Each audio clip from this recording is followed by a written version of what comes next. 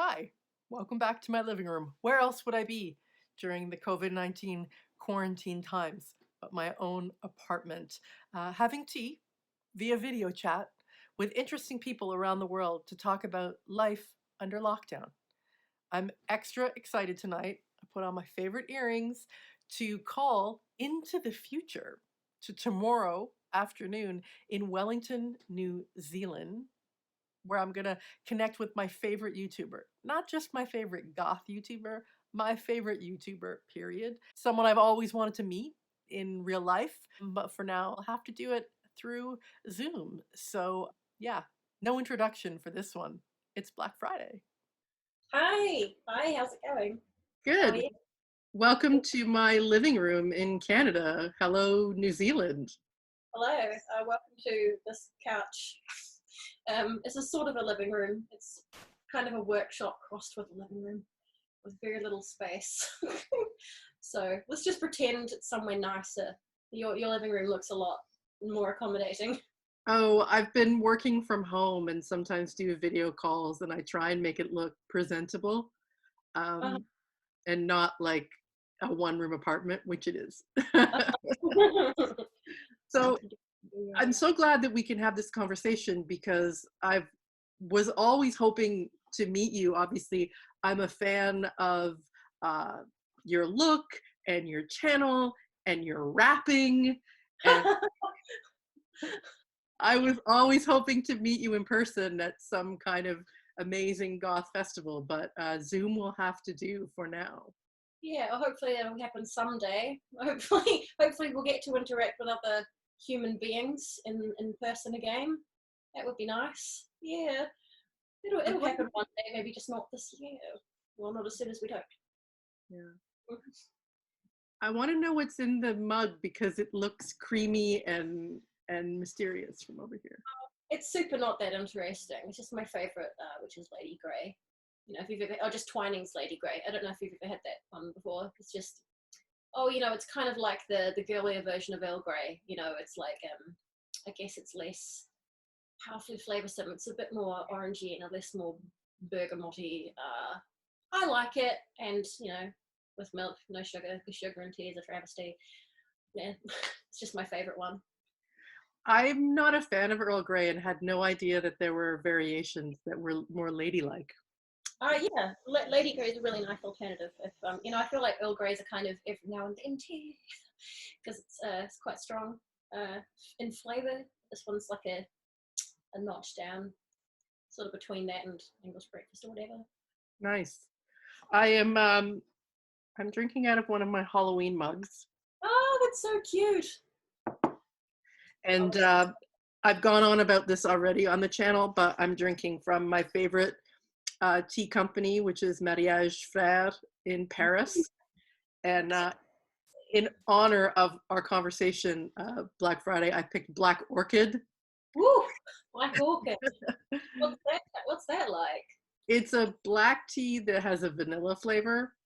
Oh, sounds good. So for me, it's kind of like drinking caramel, a little bit like dessert.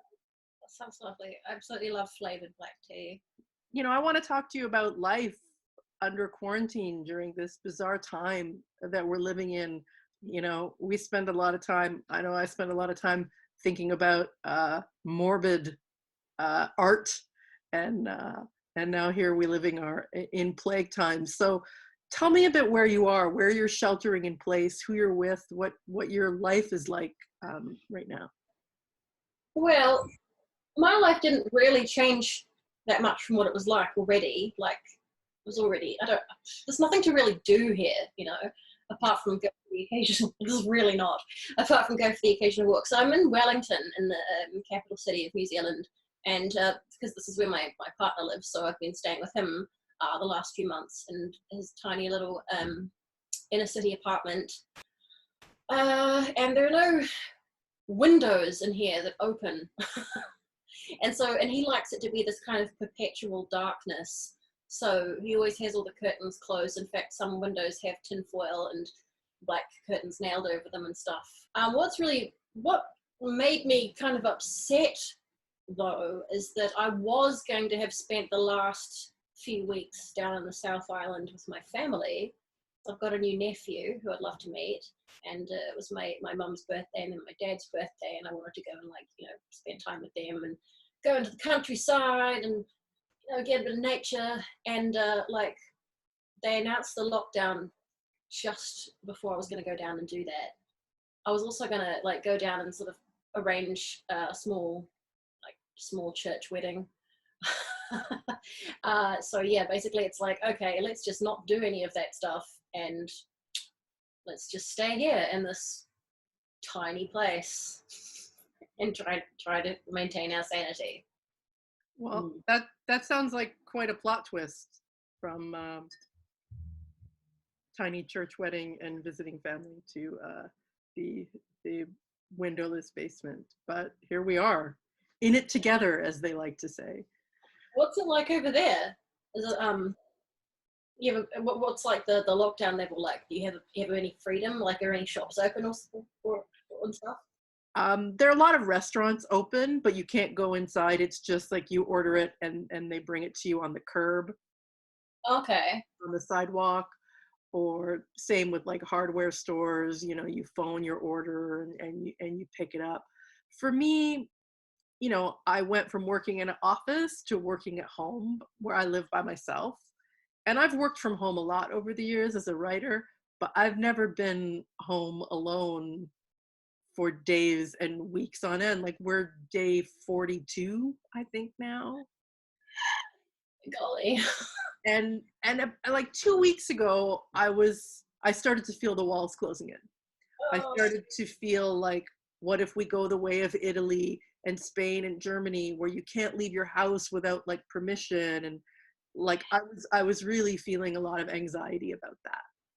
yeah, it's been so strict there. Like people here have been really good about it, but there's been nothing open except for supermarkets and pharmacies, Oh. and they only let a few people in at a time.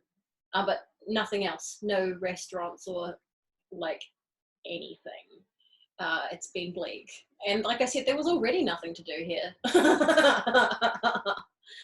uh, But so it's we keep hearing like the news about New Zealand on our side of the world is about how great you guys are doing, and that you oh have a great leader, and you've sort of beat the virus and flattened the curve, and you're seen as like an example of a country that's going to reopen soon. Do you feel that way, that it's going well there? yes, that we have. I mean, I'm a big fan of Jacinda, the Prime Minister. I voted for her. Woo. I'm glad I did. She's had to like deal with so much since becoming Prime Minister, and I think she's made really excellent decisions the entire way through. Um, I thought to start with that the restrictions and everything, I was like, whoa, we just went full Italy. They're like, you're not allowed to leave your homes. Everything's closing in 48 hours. You can't travel, you can't do anything. Boom. I'm like, oh, wow, okay, that seems unnecessary, because like one person or two people caught the virus that hadn't come from overseas. So basically, they took these extreme precautions before it got too bad. Like the moment they sensed community spread, whatever it's called, they were just like, that's it, we don't let this get any worse. I mean, there have obviously been a lot of cases springing up since then, but no, she's just handled it extremely well. And I think closing the borders when they did, like first it was just from people from certain countries, and yeah, like you say, it just sort of it happened over a progression of a couple of weeks. It was like, oh, this is just SARS all over again. This is nothing. And then it was like, oh God, our lives are so ruined. Yeah, I thought it was a bit of an extreme over the top sort of reaction, but it's really, really worked out. And they've announced like in the last couple of days that we've pretty much crushed it, that we've got rid of it. And that there's, they said like, there will be new cases, but at least we know exactly where they're coming from.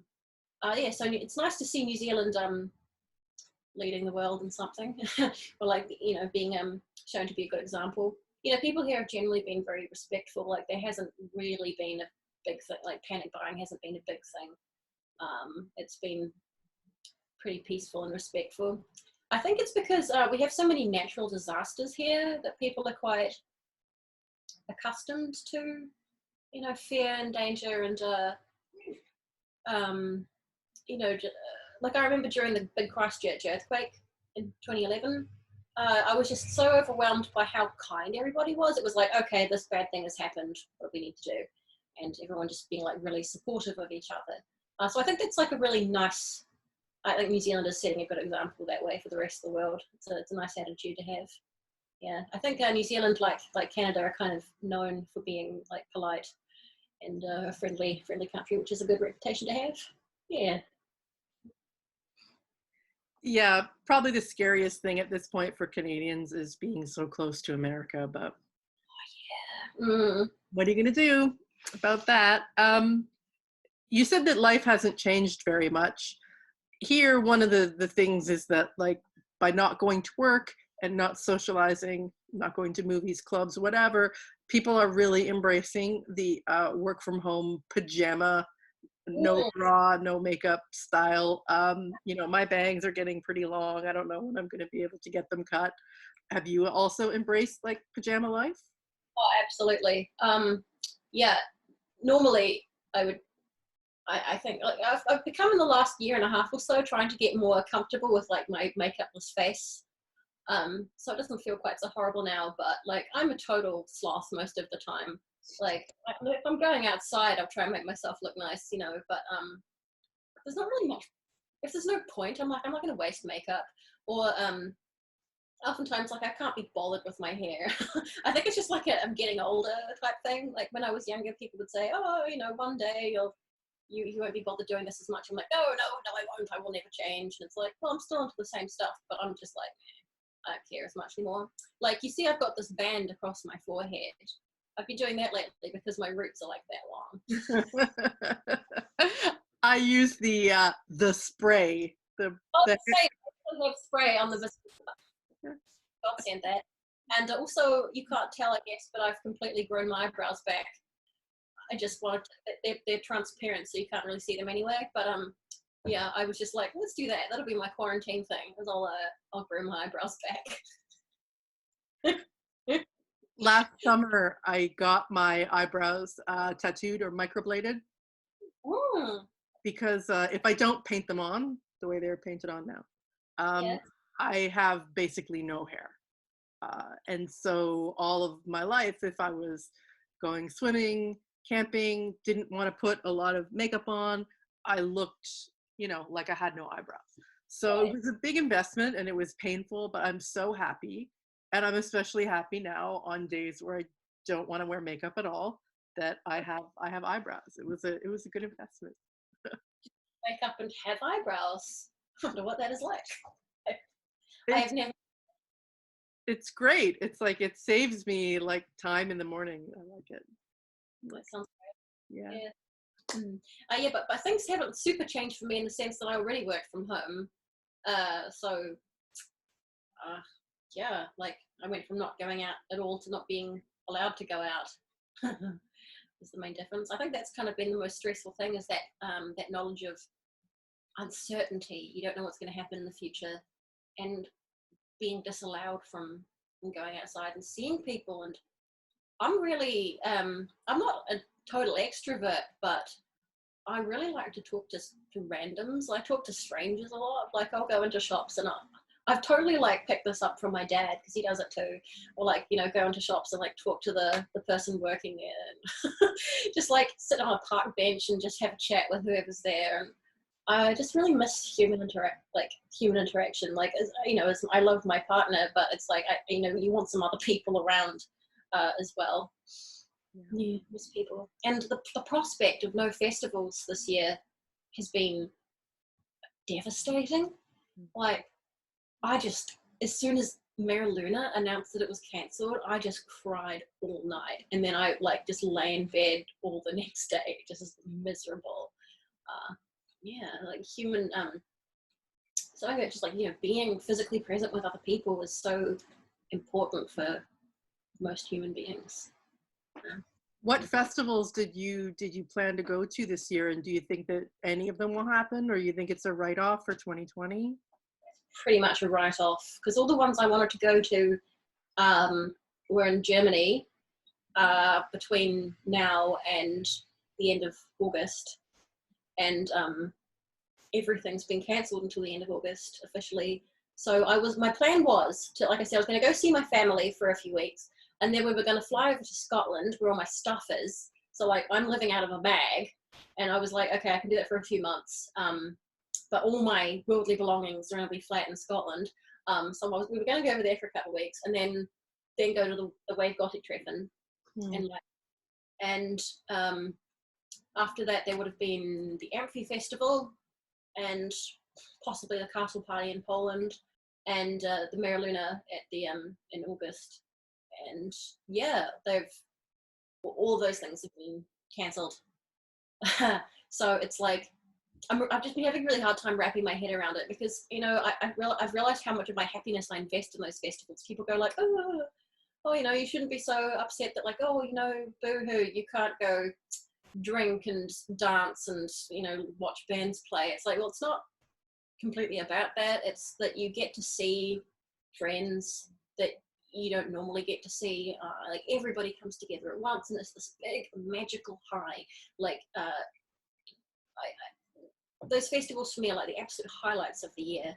All the new friends you make, and the old friends that you get to talk to, and just these memories that you create are just absolutely so special. And I've it's been quite. I always just have this great need to sort of travel and be in the heart of activity, and I really would rather be living not on an island in the South Pacific, isolated from the entire world.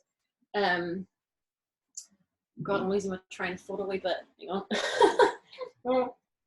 I think you're right in that people don't realize that festivals are a community of people that only really see each other online for most of the year. And then they go to these festivals year in and year out, and they see each other, and they develop, they forge new relationships and build memories. And it's also your tribe. It's like one of the only places that you can go to where everyone looks like you, and the world kind of actually looks like you would like it to look like all the time for a weekend or a week. Like it is going to be hard for people, I think, who don't get to do that this year. Yeah, that's what I was gonna say. Like I've been kind of thinking, oh well, this is boring and shitty at the moment, but soon it'll be over. Soon we'll be able to go overseas, and it'll be coming into summer again. Because it's just been summer here. We'll be coming into summer again, so it'll be a wonderful, big, sparkling summer full of fun and friends and all kinds of wonderful things. Yeah, just like the knowledge of like, well, soon we'll be able to go and do all these things. It's going to be a wonderful year, and it's just like plans over. What now? And it's really hard to speculate for the future, because like we've been kind of discussing like trying to maybe have another crack at living in Germany or wherever, and yeah, this like you can't do anything because like all the visa offices and immigration offices and embassies are closed, so you can't make plans or move forward with anything. So it's just the uncertainty that's been really stressful and quite just crushing. But trying to I think it's very important to try and maintain a positive attitude. Like it's very important for people to have hope. Like this will come to an end. This too shall pass. And I read a long time ago that there are no problems, there are only opportunities. So trying to see an opportunity in the situation in which we find ourselves. I watched your latest YouTube video on your channel, not the transform to normal one, which is so fun every time. But you talked openly and honestly about anxiety, which is something that I struggle with as well. I have panic attacks often. And like I said, there were times where I started to feel the walls closing in, and I was pretty freaked out about it. How are you feeling? How do you cope in those moments of uncertainty, as you call it?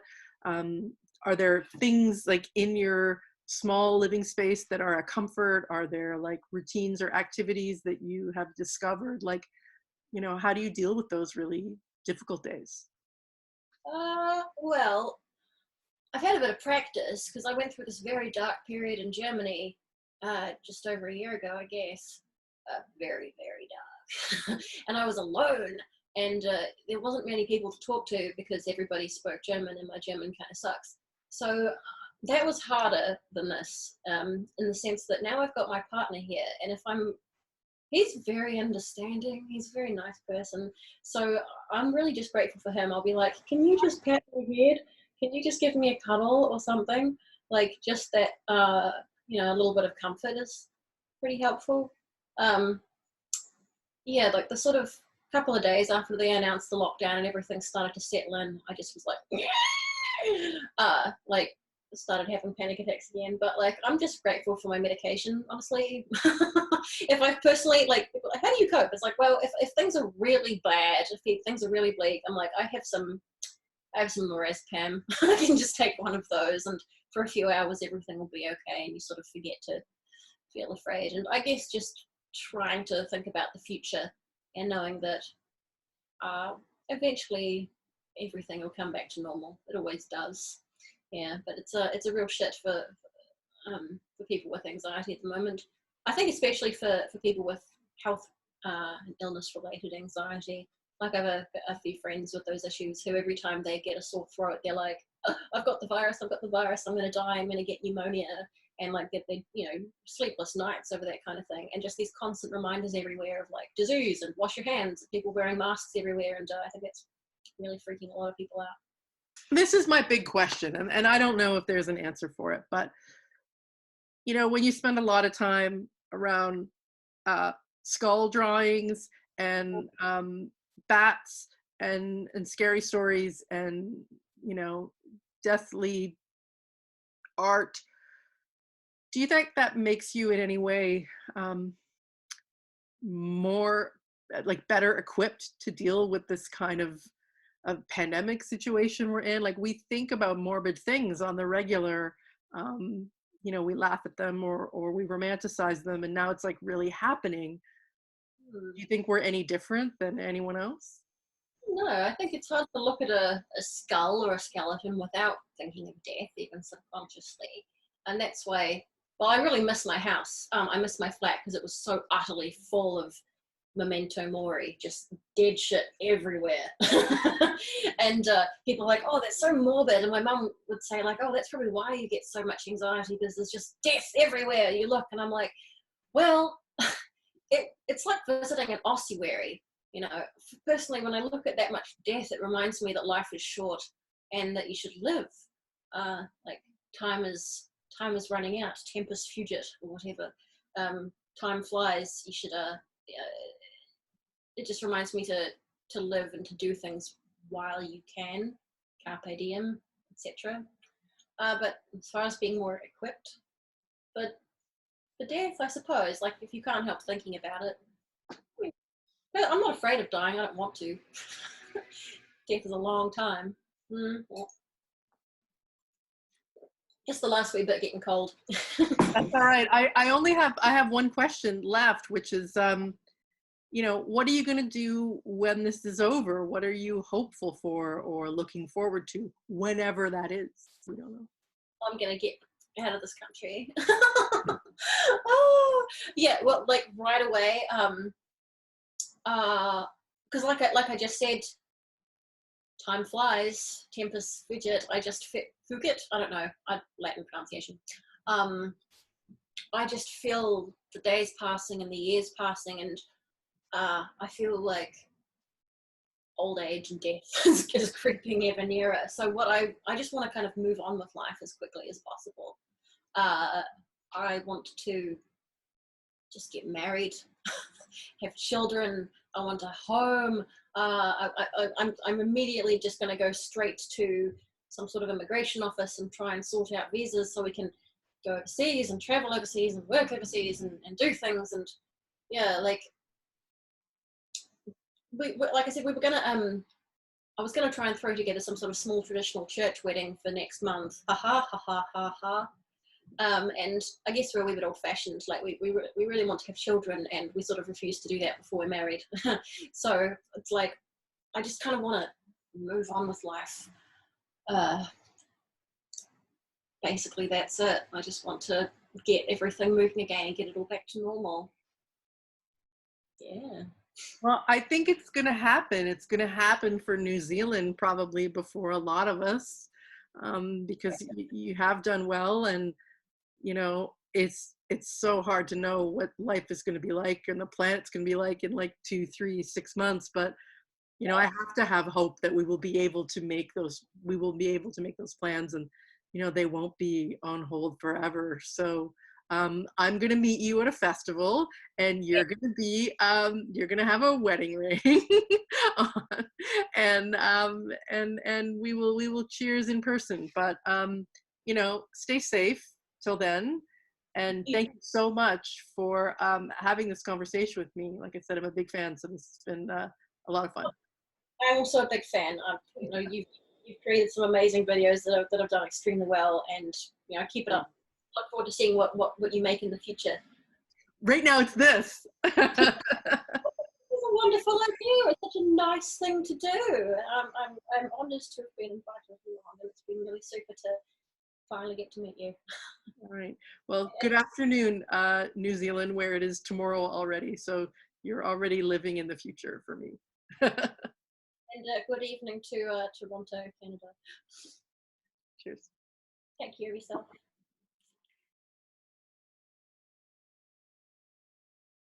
I love the plague. I'm so like all of I know I've read everything about the plague of the 17th century that there Really? is. Yes. I even got my plague doctor tattoo. Uh, Really? How did this not come up yet? I didn't ask the right question. So, I mean, when this first started happening, when you started hearing about coronavirus, if you're someone that has been interested in historical plagues, were you like, yeah. oh, I know where this is going? Well, I just I feel like it couldn't be really compared to the plague because it was nowhere near as bad. Like the symptoms weren't as bad, and um, we have, but people though in those days were like their cures for things and their preventatives. They had absolutely no idea how the human body worked, basically.